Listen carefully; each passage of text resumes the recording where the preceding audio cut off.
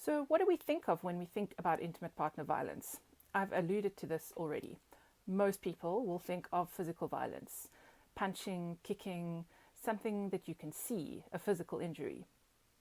But I need to change your mind about this immediately. Physical violence is, in fact, the least common form of intimate partner violence. It accounts for under 10% of presentations for care when it comes to intimate partner violence. So it's very important to understand that perpetrators use many strategies to control their victim, of which physical violence is one, but physical violence is usually saved until all the other means of emotional manipulation are no longer working. So physical violence is not the most common form of intimate partner violence. It is something that often happens after many years of many other forms of intimate partner violence. And remember, we looked at all the definitions in one of the other videos of what counts as IPV. So physical violence is a major problem, but it is not the most common problem.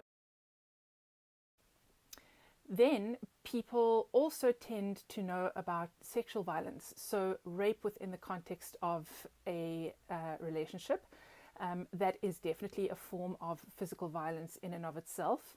And it is also a particularly violent form of physical violence.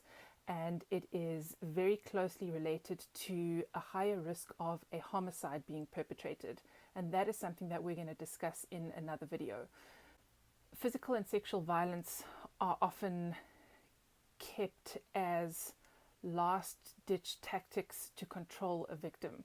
So many other means of control will be used, and we are going to discuss those in some of the other videos.